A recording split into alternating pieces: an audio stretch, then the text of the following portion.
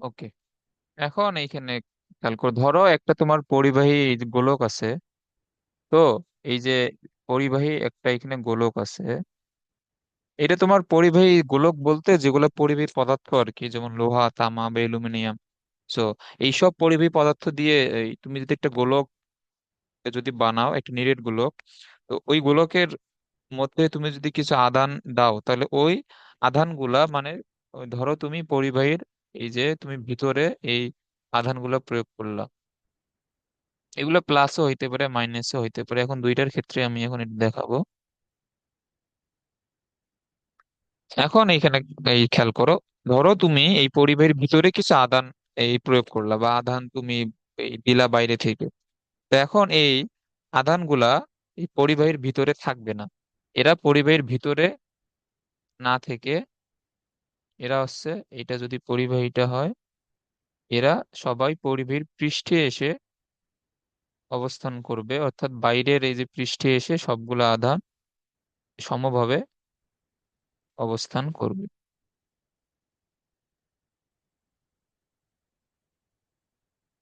ওকে, মানে সমভাবে অবস্থান করবে বলতে এখানে ধরো যে এরা যে পরিবাহীর বাইরের পৃষ্ঠে এসে অবস্থান যে করতেছে, সবাই একটা কিন্তু নির্দিষ্ট ডিস্টেন্স মেনটেন করে অবস্থান করবে, কারণ সবগুলো আধান যেহেতু তোমার সমধর্মী, সেহেতু আধানগুলোর মধ্যে এক ধরনের বিকর্ষণ বল কাজ করবে অবশ্যই। তো একটা আরেকটাকে বিকর্ষণ এই যে করতে করতে তারা সবাই এমন মানে সাজানো ভাবে বা শৃঙ্খল ভাবে অবস্থান করবে যাতে তাদের বিকর্ষণ বলগুলো একটা ব্যালেন্স থাকে। এটা বুঝছো? সবাই পরিবের পৃষ্ঠে এসে খুবই শৃঙ্খল ভাবে অবস্থান করবে এবং তাদের মধ্যবর্তী যে বিকর্ষণ বলগুলা এগুলাকে ব্যালেন্স করে তাদের যেভাবে অবস্থান করলে তারা ব্যালেন্স ভাবে থাকবে, তারা সেইভাবেই এসে পরিবের পৃষ্ঠে অবস্থান করে। এটা বুঝছো? হ্যাঁ, বুঝছি। ওকে, এখন এইখানে যেটা বোঝানোর জন্য আর তোমার এই যে প্রাবল্য মনে আছে, ওই তড়িৎ প্রাবল্য সংজ্ঞাটা মনে আছে?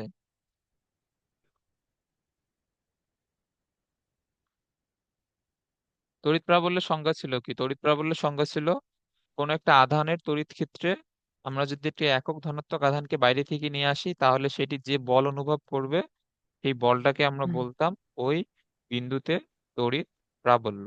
এখন এইখানে যে জিনিসটা সবচেয়ে ভালো আছে, এটা দ্বারা আমি এটা আরেকটা পেজে এটা লিখি, wait, এখানে ফাঁকা পেজ।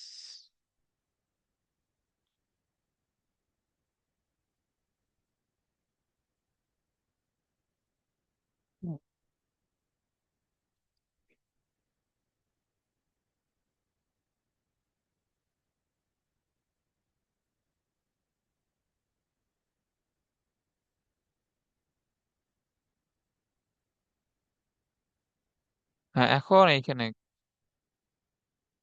খেয়াল করো, এটা তোমার প্লাস চার্জ হোক অথবা মাইনাস চার্জ হোক, এই যে ভিতরে আমি যদি আধান দেই তাহলে এখানে এটা কি হবে, সব আধান বাইরে এসে অবস্থান করবে।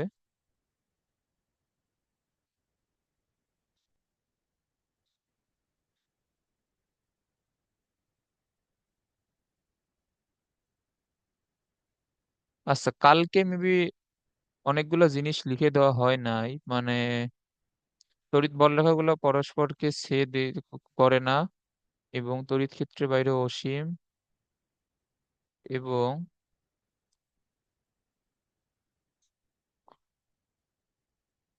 না, এগুলা কালকে লিখে দেওয়া হয় নাই। আচ্ছা ধরো আগে এগুলো লিখে দেই।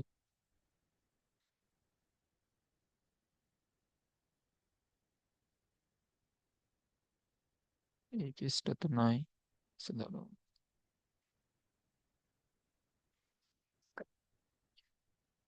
এইখানে আর একটা নোট এইখানে লিখে নিও, এটা হচ্ছে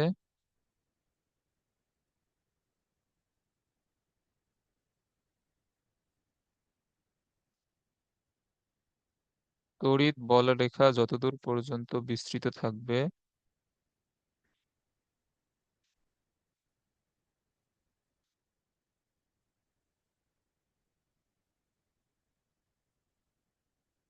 উক্ত আধানের তড়িৎ ক্ষেত্র ততদূর পর্যন্ত থাকবে উক্ত আধানের,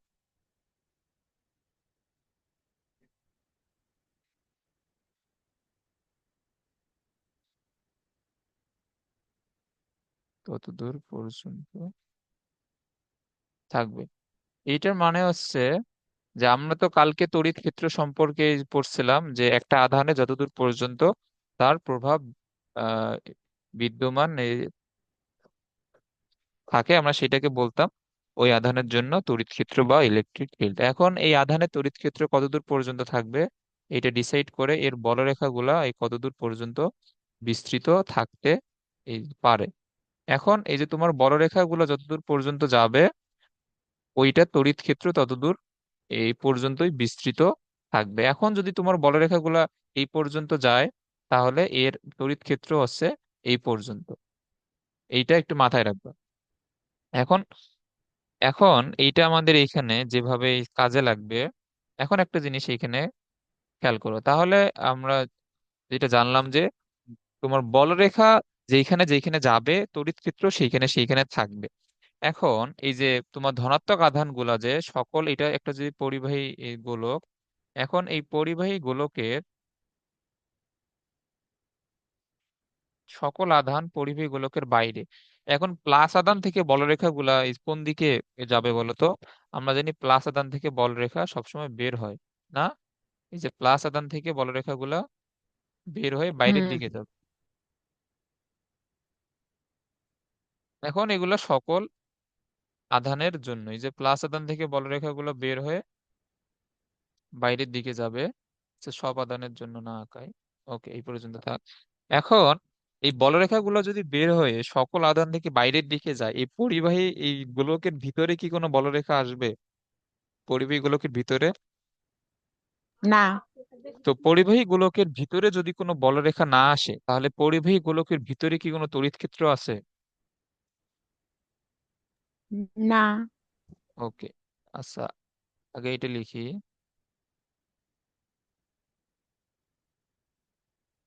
তাহলে এখানে বলরেখাগুলো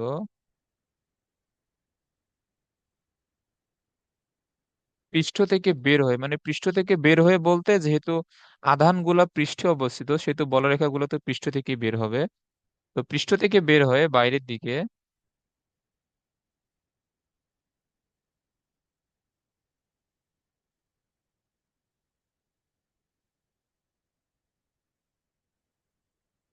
বাইরের দিকে এখানে ক্রিয়াশীল, সুতরাং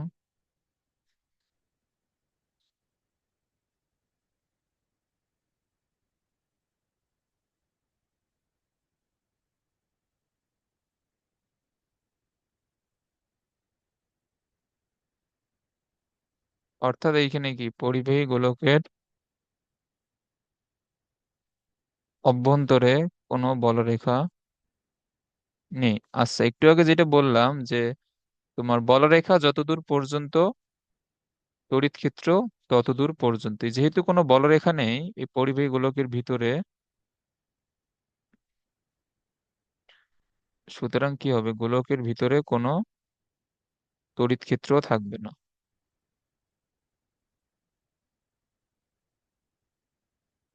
এখন এই তড়িৎ প্রাবল্যের সংজ্ঞা ছিল কি? তড়িৎ প্রাবল্যের সংজ্ঞা ছিল যে একটা তড়িৎ ক্ষেত্রে একটা একক ধনাত্মক আধান নিয়ে আসলে যে বল লাভ করবে ওইটাই ছিল ওই বিন্দু তড়িৎ প্রাবল্য।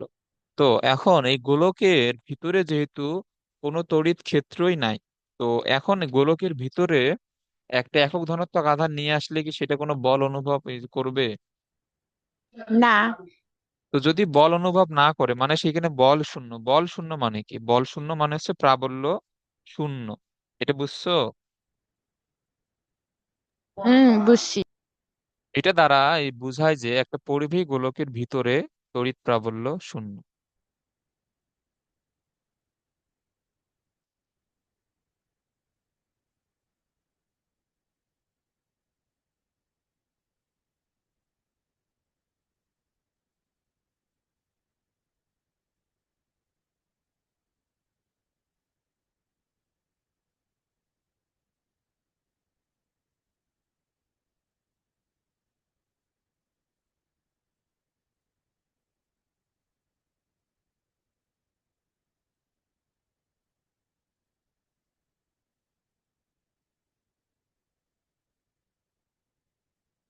তাহলে আমরা এখানে লিখতে পারি যে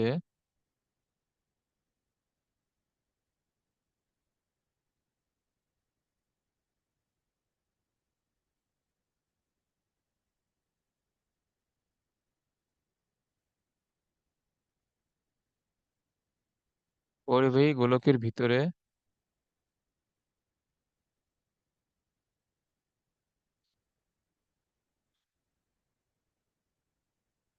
তড়িৎ প্রাবল্য শূন্য, এবং এটা আমি তো প্লাস চার্জের জন্য দেখাইলাম, এটা মাইনাস চার্জের জন্য সেমটাই হবে। এখন ধরো এটা একটা পরিবাহী গোলক।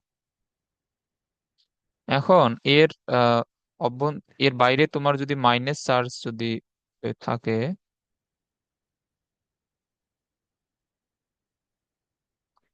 এখন দেখো, এখন যদি মাইনাস চার্জ থাকে, তোমার মনে হইতে পারে যে মাইনাস চার্জে তো বলরেখা এসে প্রবেশ করবে, তো এগুলা মনে হয় তোমার এই পরিবাহী গোলকের ভিতরে যাবে।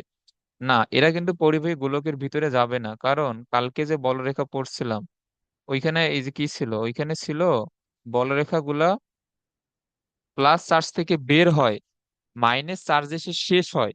সো মাইনাস চার্জকে ক্রস করে এরা কিন্তু এই গোলকের ভিতরে যাবে না। সো যেহেতু গোলকের ভিতরে যাবে না, সো এই ক্ষেত্রেও তোমার গোলকের ভিতরে কোনো ধরনের বলরেখা প্রবেশ করবে না, অর্থাৎ তড়িৎ ক্ষেত্র নাই মানে প্রাবল্য নাই। ওকে, এইটা আশা করি ক্লিয়ার।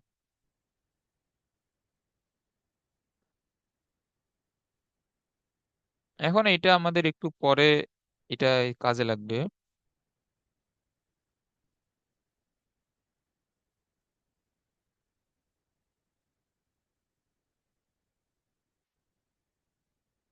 এটা একটু পরে কাজে লাগবে, এটা হচ্ছে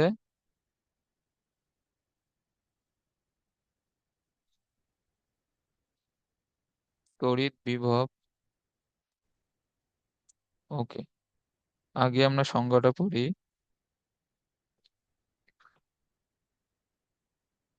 এটা হচ্ছে অসীম থেকে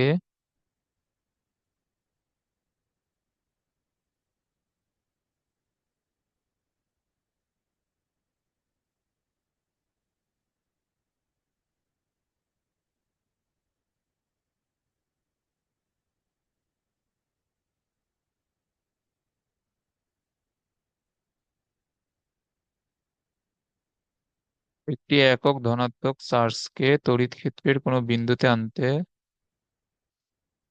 তড়িৎ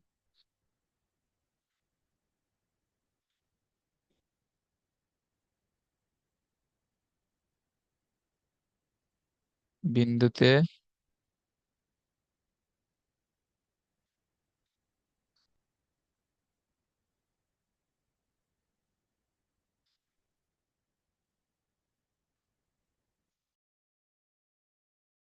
আনতে যে পরিমাণ কাজ করতে হয় তাকে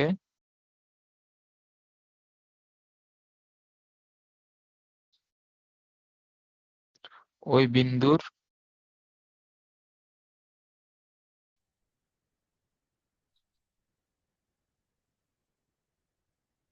তড়িৎ বিভব এইখানে বলো। তাহলে তড়িৎ বিভবের সংজ্ঞা হচ্ছে, তুমি যদি অসীম থেকে তড়িৎ ক্ষেত্রে কোনো বিন্দুতে আহ একক ধনাত্মক চার্জকে তড়িৎ ক্ষেত্রে কোনো বিন্দুতে, হ্যাঁ, যে পরিমাণ কাজ করতে হবে এই কাজটাকে বলা হয় বিভব। আর প্রাবল্য কি ছিল, ওই একটা আধানকে নিয়ে আসলে যে বল লাভ করবে ওইটা হচ্ছে প্রাবল্য। আর যে পরিমাণ কাজ করতে হয় এটা হচ্ছে ওই বিন্দুর জন্য তড়িৎ বিভব। ওকে,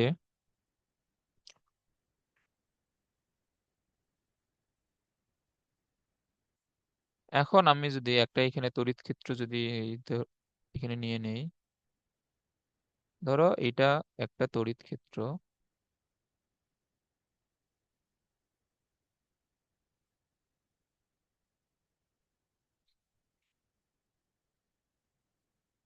ওকে, এটা হচ্ছে একটা তড়িৎ ক্ষেত্র। ধরো এই যে আমরা তো কালকে এটা পড়ছি যে তোমার তড়িৎ ক্ষেত্রের বাইরের যে কোনো বিন্দুই হচ্ছে উক্ত তড়িৎ ক্ষেত্রের জন্য অসীম। তো তুমি যদি ধরো বাইরে একটা প্লাস কিউ পরিমাণে চার্জ আছে, এখন তুমি এই কিউ পরিমাণ চার্জটা যেহেতু তড়িৎ ক্ষেত্রের বাইরে, সো এই বিন্দুটা হচ্ছে তড়িৎ ক্ষেত্রের জন্য অসীম।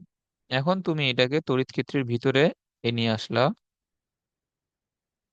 তুমি এখন নিয়ে এসে এইখানে এটাকে এইখানে তুমি যদি দাও, তাহলে এখন আমরা এখানে ধরে নিই যে প্লাস কিউ আধানকে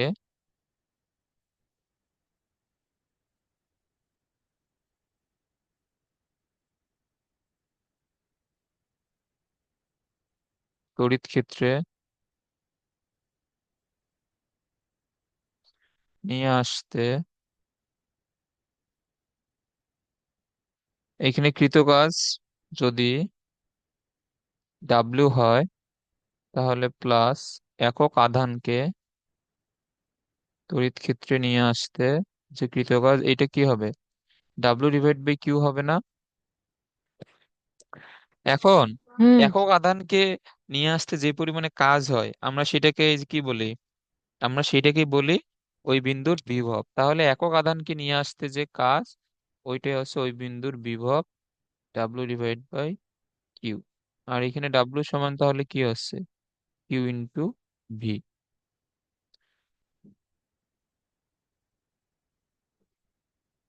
এটা বুঝছো?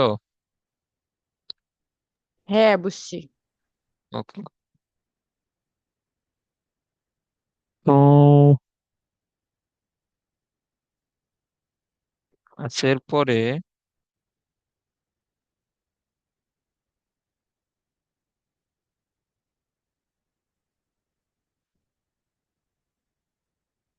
ওকে, দাঁড়াও।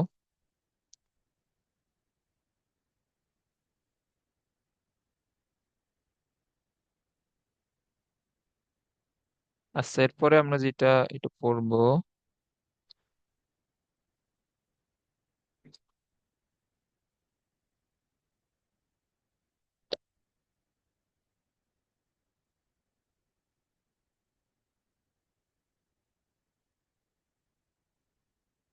এটা হচ্ছে প্রাবল্য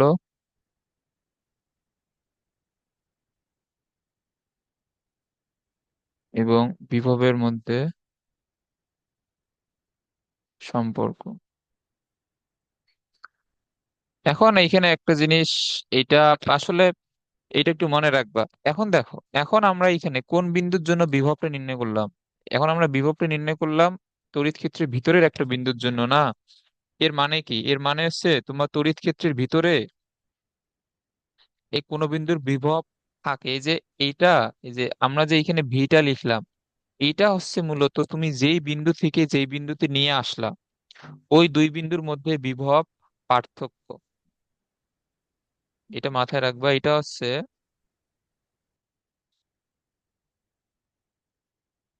দুই বিন্দুর মধ্যে বিভব পার্থক্য। এখন দুই বিন্দু বলতে ধরো তোমার এই বিন্দুটা হচ্ছে বি। তো এখন এইখানে সূত্রের যে ভিটা, এটা মূলত হচ্ছে তুমি যেই বিন্দুতে নিয়ে আসছো মাইনাস আদি বিন্দুর বিভব। বাট অসীমের কোনো বিন্দুর জন্য বিভবটা শূন্য হয়, জন্যে আমরা এখানে শুধুমাত্র ভি এ হয়, ভি এটাকে আমরা মূলত ভি লিখি।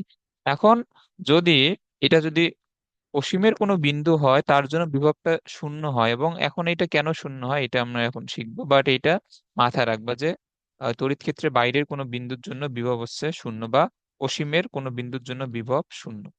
এখন এইখানে খেয়াল করো। এবং আরেকটা যেটা বললাম যে তড়িৎ ক্ষেত্রের অভ্যন্তরে যে কোনো বিন্দুর একটা বিভব থাকবে। এখন এখানে ধরো যে এটা আমাদের তড়িৎ ক্ষেত্র।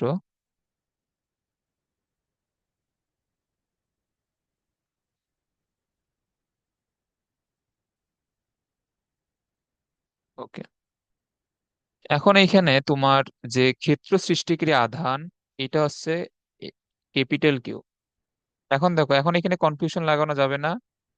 এই যে এই কিউটা কি বলতো? এই যে ডাব্লিউ ইজ ইকুয়াল টু কিউবি সূত্রের কিউটা কি? তুমি যে কিউটাকে এক জায়গা থেকে আরেক জায়গায় নিয়ে যাচ্ছ, এটা খেয়াল রাখবে, এটা হচ্ছে সেই কিউ। মানে তোমার মুভিং চার্জটা, যে চার্জটাকে তুমি মুভ এই যে করাচ্ছ, এইটা হচ্ছে ডাব্লিউ ইজ ইকুয়াল টু কিউবি সূত্রের কিউ। আর এইখানে, আচ্ছা আমি এটা মার্ক করে দে, এটা হচ্ছে আমাদের ক্ষেত্র সৃষ্টিকারী আধান, বা যে আধানের জন্য তড়িৎ ক্ষেত্রটা সৃষ্টি হচ্ছে।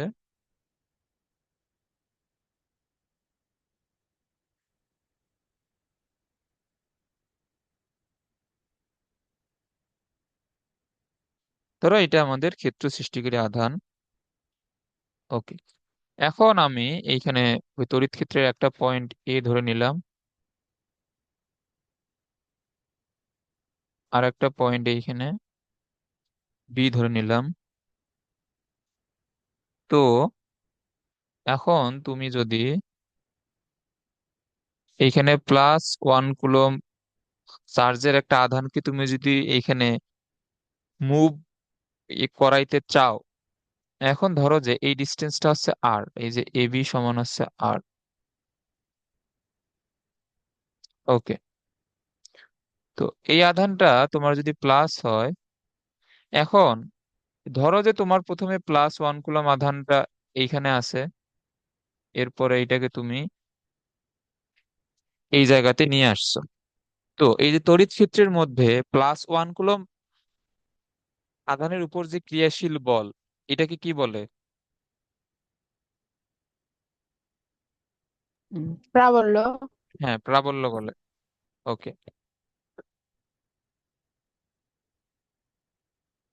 এখন এই যে তড়িৎ ক্ষেত্রে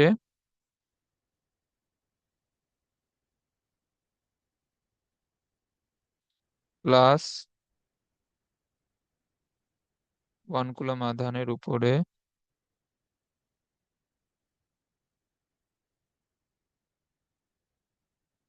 এইখানে যে ক্রিয়াশীল বল, এটা হচ্ছে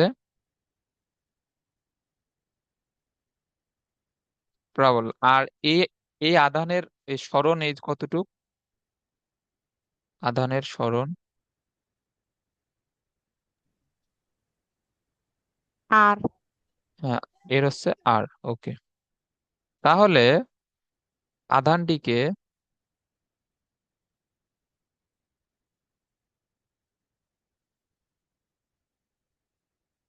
এ থেকে বি তে নিয়ে যেতে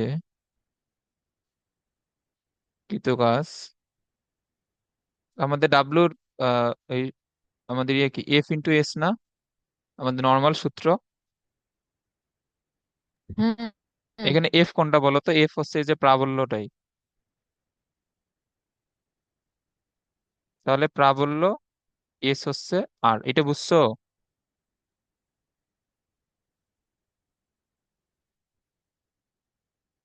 বল এইখানে প্রাবল্যটা না, এই আধানের উপরে ক্রিয়াশীল বল কোনটা, প্রাবল্য না?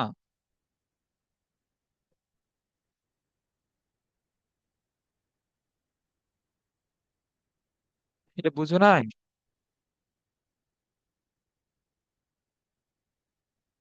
হ্যালো,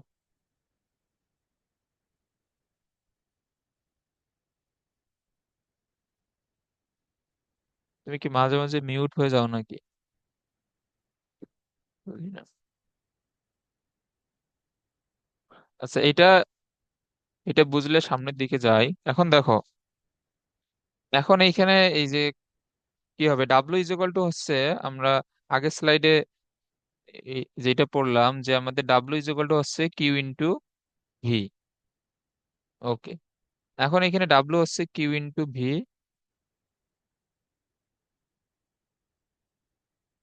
এটা হচ্ছে প্রাবল্য ইন্টু আর। এখন এখানে কিউ কত? কিউ হচ্ছে, এটা আগেও একবার এই বলছিলাম, এটা হচ্ছে তুমি যে আধানটাকে এক জায়গা থেকে আরেক জায়গায় নিয়ে যাচ্ছ, এটা হচ্ছে সেই কিউ। এই যে আমাদের W = QB সূত্রের কিউ কিন্তু ক্ষেত্র সৃষ্টিকারী ক্যাপিটাল কিউ না। এখানে W = QB সূত্রে কিউ হচ্ছে তুমি যে আধানটাকে এক জায়গা থেকে আরেক জায়গায় নিয়ে যাচ্ছ সেইটা, তাহলে এটা হবে +1 × V।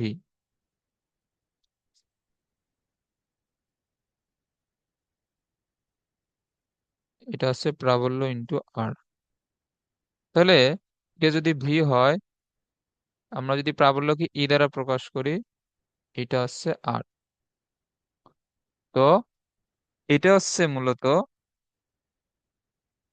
আমাদের যে এই যে বিভব এবং প্রাবল্যের মধ্যে সম্পর্ক, এবং আগের স্লাইডে এটাও লিখে দিছিলাম যে এখানে ভি হচ্ছে তুমি যে দুইটা বিন্দুর মধ্যে এই আধানটাকে নিয়ে যাচ্ছ, ওই দুইটা আধানের মধ্যবর্তী বিভব পার্থক্য। তাহলে এখানে ভি হচ্ছে ওই দুইটা আধানের মধ্যবর্তী বিভব পার্থক্য। সুতরাং এখানে ভি এই কি হবে, তুমি বি বিন্দুতে নিয়ে আসছো V B minus V A, এটা হচ্ছে ই ইন্টু আর। সো আমি যদি এটাকে বাংলায় লিখি তাহলে এটা দাঁড়ায় বিভব পার্থক্য সমান প্রাবল্য ইন্টু আর। এটা হচ্ছে বিভব এবং প্রাবল্যের মধ্যে সম্পর্ক। অথবা তুমি চাইলে এটাকে এই যে E is equal to V divide by R এইভাবেও মনে রাখতে পারো, কোনো সমস্যা নাই। বাট এটা মনে রাখবা, এখানে ভি হচ্ছে দুইটা বিন্দুর মধ্যে বিভব পার্থক্য, এটা অলওয়েজ মনে রাখবা। আচ্ছা, এখন এইখানে এটার যে ডিফারেন্সিয়াল ফর্ম বা ব্যবকলনীয় রূপ হচ্ছে,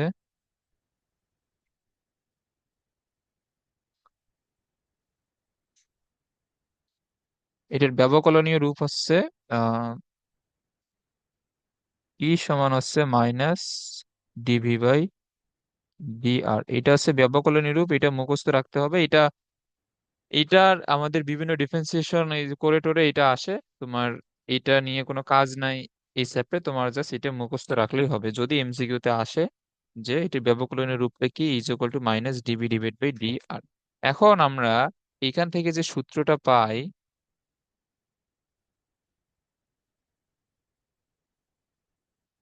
ওকে, এখন এখানে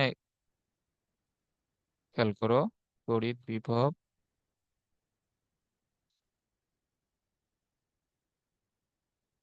এখন আমরা যে সূত্রটা দেখলাম সেটা ছিল V is equal to E into R. আর ই এর সূত্র আমরা এই যে কি জানি, ই এর সূত্র ছিল কি, Q divide by R square into R. তাহলে এখানে কি হবে, Q divide by R, sorry, তাহলে এটা হচ্ছে ভি।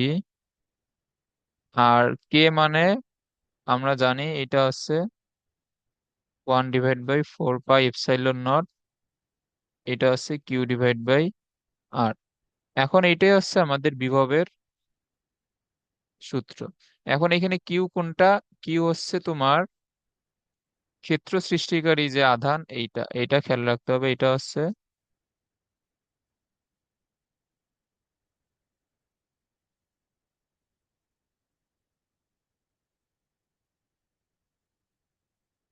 এটা হচ্ছে ক্ষেত্র সৃষ্টিকারী আধান। ওকে, এই পর্যন্ত বুঝছো সবকিছু? হ্যাঁ।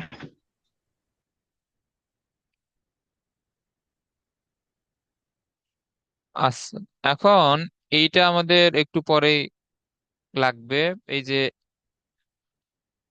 এইটা মনে রাখবা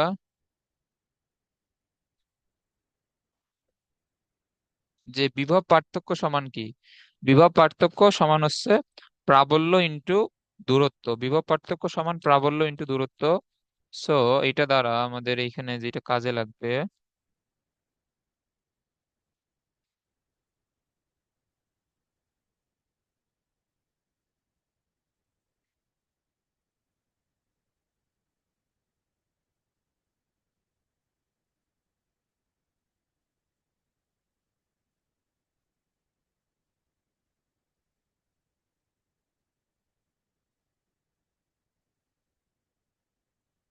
চার্জিত গোলকের বিভব।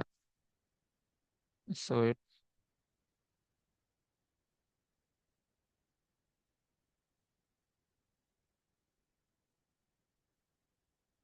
এইখানে হচ্ছে,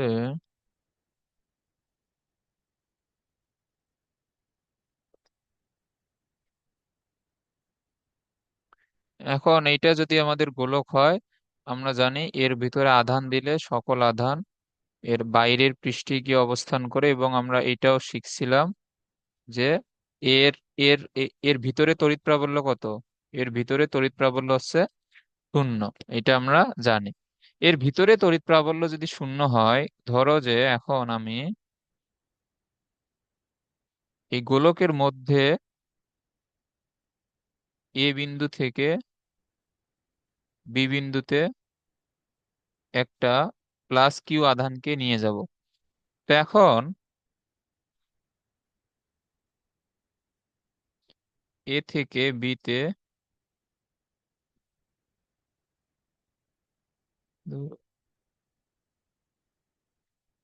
এ থেকে বিতে প্লাস কিউ আধানকে নিয়ে যেতে, এই যে কৃত কাজ, এটা কি হবে বলো তো? আমরা তো একটু আগেই পড়লাম, এটা কি হবে? প্রাবল্য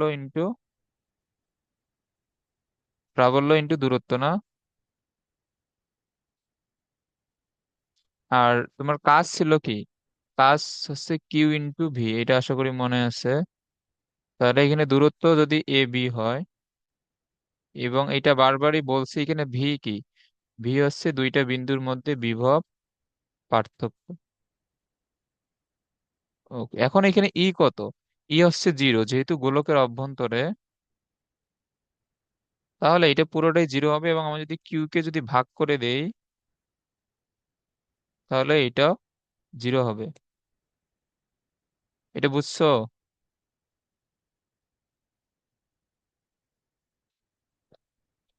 তো এটা দ্বারা কি বোঝায়?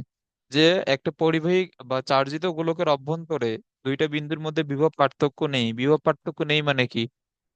বিভব পার্থক্য নেই মানে হচ্ছে দুইটা বিন্দুর বিভব একই। তাহলে এখানে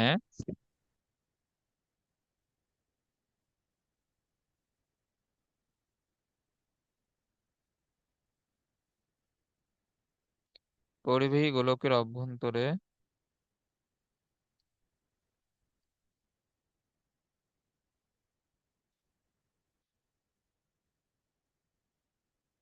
সকল বিন্দুর বিভব সমান, এগুলা খুবই মনোযোগ দিয়ে এগুলো বুঝবা, না হলে দেখবে যে এই চ্যাপ্টার পুরো একদম, মানে এখন তুমি যদি সবকিছু যদি বুঝো তাহলে তোমার ম্যাথ করতে অনেক বেশি সুবিধা হবে। এখন না বুঝলে এই চ্যাপ্টার কিন্তু অনেক টাফ। ওকে, পরিবাহী গোলকের অভ্যন্তরে কি হবে? সকল বিন্দুর বিভব সমান হবে। এখন তুমি যেখানে যাও না কেন সকল বিন্দুর বিভব সমান, এবং এখানে আমাদের একটা স্পেশাল জিনিস মাথায় রাখতে হয়। এটা যদি গোলকের ব্যাসার্ধ হয়, এবং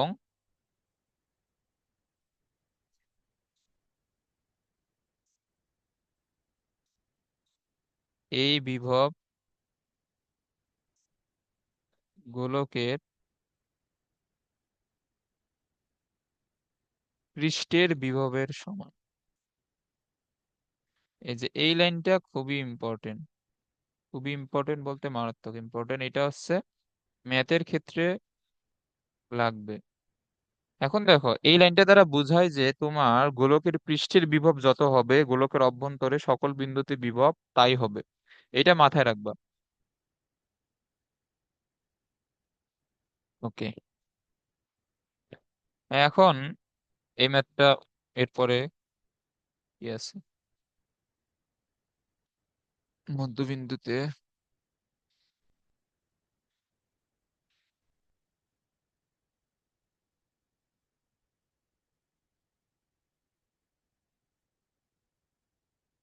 এখন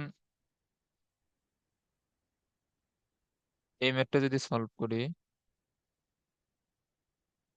এখন দেখো, এখন বলছে 20 মাইক্রোকুলম বিশিষ্ট একটি চার্জ একটি বৈদ্যুতিক ক্ষেত্র তৈরি করে। তো এইখানে খেয়াল করো। আর সূত্রটা ছিল কি বলতো? সূত্র ছিল W is equal to E into R, এটা ছিল না?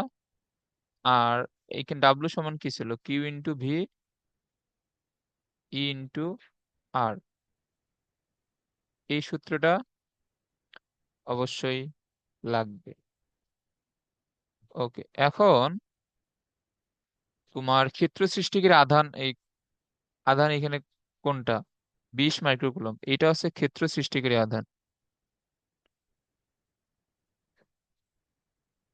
ওকে, তো আমরা জানি মাইক্রোকুলম সমান হচ্ছে এত কুলম্ব। এখন বলছে যে একটা বিন্দু থেকে আহ অপর বিন্দুতে একটি ইলেকট্রন নিতে কাজের পরিমাণ। তো ধরো এটা হচ্ছে তড়িৎ ক্ষেত্র। এখন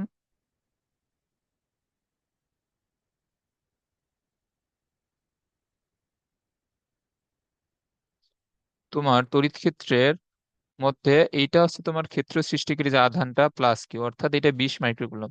এখন এই আধান থেকে 10 সেন্টিমিটার এই যে দূরে এই বিন্দুটা অবস্থিত, মানে প্লাস কিউ আধান থেকে 10 সেন্টিমিটার দূরে এ বিন্দুটা অবস্থিত এবং 5 সেন্টিমিটার দূরে বি বিন্দুর অবস্থিত। এখন এ বিন্দু থেকে একটা ইলেকট্রনকে তুমি যদি বি বিন্দুতে নিয়ে যেতে চাও, তাহলে কি পরিমাণে কাজ করতে হবে? তো এখানে সূত্রটা কি? হুম,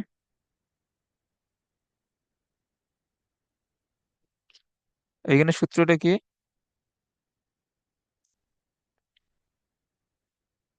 আমরা জানি এখানে কাজ কি, W is equal to Q কিন্তু ইন্টু ভি। হুম। এখন এখন ভি, ভি মানে কি? এখানে ভি মানে হচ্ছে দুইটা বিন্দুর বিভব পার্থক্য। তার মানে V B minus V A, এটা না?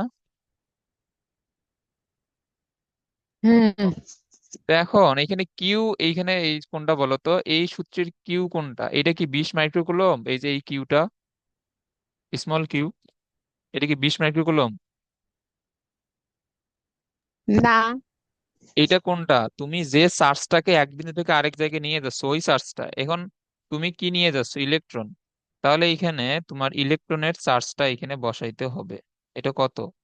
এটা হচ্ছে 1.6 10⁻90। ওকে, এখন বিভবের সূত্র তো আমরা একটু আগে শিখলাম, 1/4 pi epsilon naught Q divide by R. এখন এই কিউ ছিল এই কোনটা? বিভবের সূত্রের কিউ কোনটা বলো তো? বিভবের সূত্রের কিউ হচ্ছে ক্ষেত্র সৃষ্টিকারী আধানটা। তাহলে আমি যদি বি বিন্দুর জন্য বিভব যদি লিখি, তাহলে বি বিন্দুর জন্য বিভব কি হবে? কে, মানে কে মানে হচ্ছে 1/4 পাই এপসাইলন নট। আর এখন এখানে কে কোনটা? 20 মাইক্রোকুলম এত। আর বি বিন্দুর জন্য এই এই তোমার ডিস্টেন্স কত? বি বিন্দুর জন্য ডিস্টেন্স হচ্ছে 5 সেন্টিমিটার। তাহলে এটা কত হবে? ধরো 0.05, তাহলে এটা হবে 0.05। বিভবের সূত্রে কিন্তু কোনো স্কোয়ার নাই, কিন্তু এটা এই খেয়াল রাখবা। এরপরে মাইনাস কে, তোমার ক্ষেত্র সৃষ্টিকারী আধান তো সেম। আর এ বিন্দুর জন্য ডিস্টেন্স কত? আর এর মান 10 সেন্টিমিটার, মানে 0.1 মিটার। এই যে বুঝছো এই ম্যাথটা? হ্যাঁ, বুঝছি। তাহলে এখন তুমি কে, কে বাইরে নিয়ে আসো। কে এর মান হচ্ছে 9 10⁻৯। 20 10⁻6 কে বাইরে নিয়ে আসো। আর বাইরে তো 1.6 10⁻19 আছেই। তাহলে এইখানে হবে 0.05, এইখানে হবে 0.1। তো এটার অ্যান্সার আসবে 2.88 10⁻13। যেহেতু কাজ সেহেতু জুল। এখন এখানে যেটা তোমাকে মনে রাখতে হবে যে স্মল কিউ কোনটা, আর তোমার বিভবের সূত্রে কোন কিউটা ইউজ হবে, এটা ভালোভাবে খেয়াল রাখবা। আচ্ছা।